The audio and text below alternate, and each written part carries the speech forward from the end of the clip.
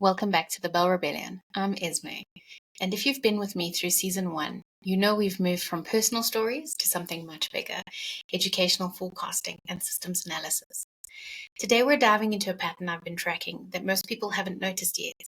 It's a pattern so insidious, so perfectly designed, that even calling it out feels quite abstract. But here's the thing about weak signals. By the time everyone can see them, it's too late to change course. So let me paint you a picture of what I'm seeing and why it should terrify everyone who cares about educational equity.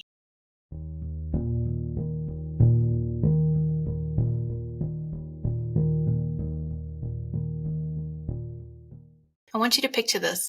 A tech executive posts an aesthetic photo on Instagram, beautiful wooden toys scattered on a clean, minimalist floor, children reading actual books, not Kindles, the paper kind. The caption reads, "Screen-free Saturday. Our kids are learning what really matters." The irony is thick enough to cut with a knife. This person, let's call him Marcus, spent his week building algorithms designed to capture the attention of other people's kids. His company's entire business model depends on screen addiction. But his kids, they get to be authentically human. Now, scroll down your feed. You'll see working class parents sharing articles about digital literacy for economic survival. You'll see teachers frantically learning to integrate Chromebooks because their students need technology skills to compete. Do you see what's happening here? The people building our digital future are opting their own children out of it. Let me take you back to something I learned growing up in a post-apartheid South Africa, watching two completely different approaches to education within my own family. My mother, from a working-class Afrikaans background, was taught that teachers are unquestionable authorities. When I asked questions, she'd say, "Ask your teacher," reflecting the institutional deference she had learned as a survival strategy. My stepfather, from generational British Scottish wealth, had a completely different approach. When I asked questions, he'd say, "Why don't you go look it up?" At 7 years old, I was reading encyclopedias and dictionaries, learning that knowledge wasn't something you received from authority, it was something you actively pursued. This wasn't just a different parenting styles, this was class-based cognitive training, and it perfectly illustrates what's happening now with AI and education, except the stakes are infinitely higher. When your family operates from the bottom of Maslow's hierarchy, safety and survival needs, education becomes instrumental. You think, learn these skills to survive economically, follow the rules to avoid risk, master these tools or be left behind.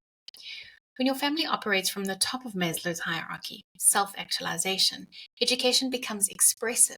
You think, develop your full human potential, question everything, use tools that serve your growth. The wealthy teach their children, think for yourself. The working class often teaches theirs, follow the system. Both approaches make sense within their context, but they create fundamentally different relationships to knowledge, authority, and power.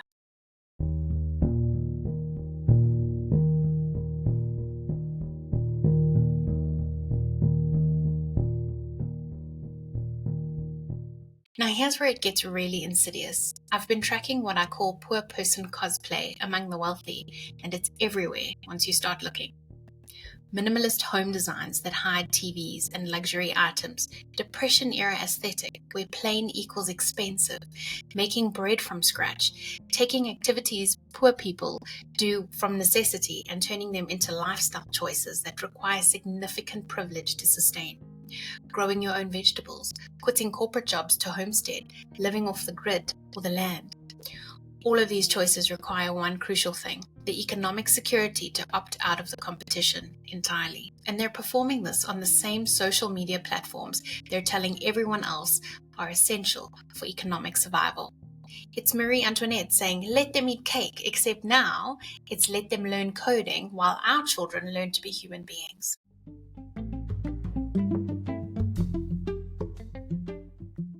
Remember Donella Meadows' system thinking framework, the bathtub analogy? You have inputs, the tap, outputs, the drain, and equilibrium, the water level. For decades, education maintained an equilibrium. Work hard in school, get good grades, go to college, and get a decent job. The system worked for enough people to maintain legitimacy, but that equilibrium is breaking down. The drain is slowing. Traditional paths to economic mobility aren't working anymore. The tap is opening wider, and kids are getting more aware that the system is rigged through social media, economic reality, and seeing these contradictions everywhere.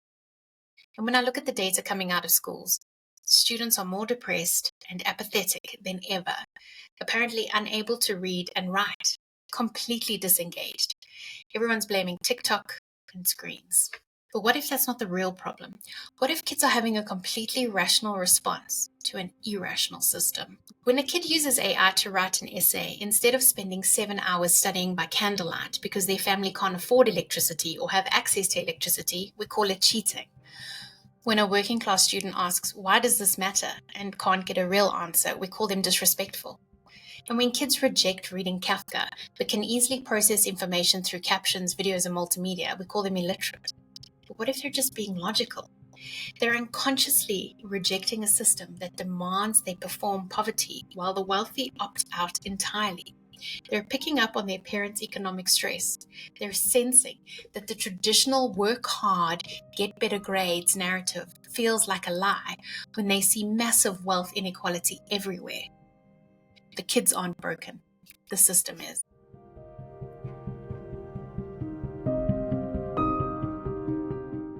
The 3 skills that actually matter. Here's what I've been forecasting. The World Economic Forum is right about the skills that will matter in an AI integrated world. But they've only identified 3 that really cut across all industries and economic levels. Translation, taking complex ideas and making them accessible and actionable. Curation, selecting what information actually matters from the noise. And synthesis, combining different concepts into new insights. These skills can't be automated. They work in any industry, and they develop human cognitive capabilities rather than replacing them. But here's the problem. Schools aren't teaching these skills. They're still stuck on lesson plans and basic prompt engineering applications that were relevant a year ago. Meanwhile, the real innovation is happening with teachers who are using AI for equity, like translation for non-native speakers, differentiation for different learning needs, adaptive assessment that actually helps kids grow. But when teachers do this, when they use AI to make students actually smarter, the system punishes both the teachers and the students. And this is where it gets really insidious. Schools are pulling a classic misdirection. The public message, AI is dangerous, don't use it. The hidden action, implementing AI in ways that increase standardization and control.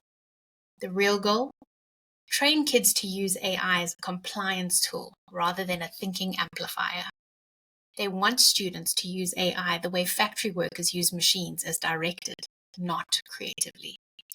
Meanwhile, tech executives are Instagram posting about their screen-free parenting while building systems that require everyone else's children to be digitally fluent just to qualify for jobs. The message is clear. Our kids get to be human. Your kids get to be efficient.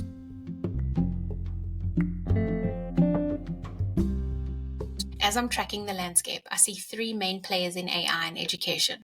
Microsoft. Corporate efficiency focus.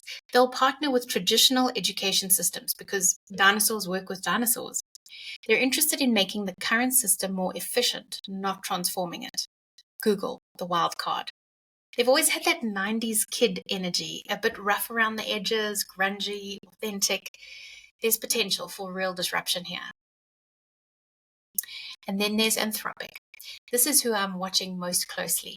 They're taking equity seriously, doing actual research with stakeholders, moving slowly and deliberately. They're not trying to win the race, they're trying to get it right. But here's my prediction. Even in the supposedly progressive schools, the ones that embrace human-centric AI integration, there will still be resistance to true innovation, because true innovation threatens existing power structures. Remember what I said about systems tension building before something snaps? Well, we're approaching that point. Kids have figured out that the system is rigged. The wealthy are performing poverty while hoarding opportunity. Traditional education can't explain why any of this matters. And when that snap happens, when this becomes too obvious to ignore, we're going to see my forecasted bifurcation become reality. Wealthy schools, AI augmented human-centric education. Choice, creativity, and critical thinking. Everyone else, AI-dependent compliance training, preparing them to serve or be managed by AI systems. The education system will continue acting as the enforcer for whoever holds power, protecting the wealthy by keeping everyone else focused on competing for scraps, rather than recognizing that AI could democratize access to capabilities that were previously gatekept by expensive credentials. The choice before us. So here we are.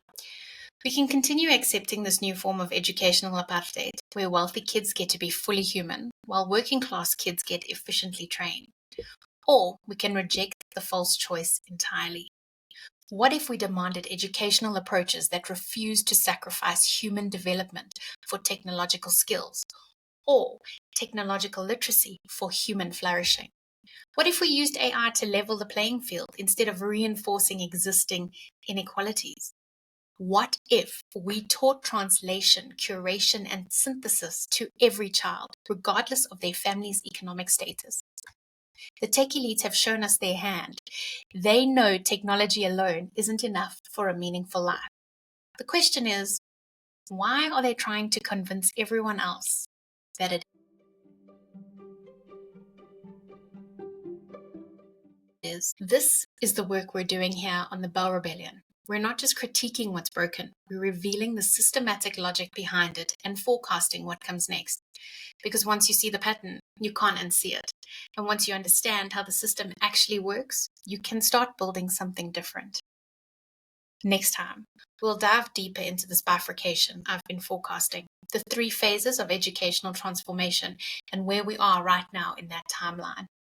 Because understanding what's coming is the first step towards changing it. This has been the Bell Rebellion. I'm Esme.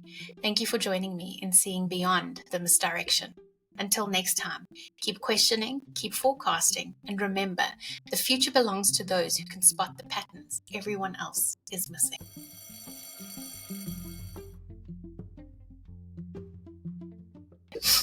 The end.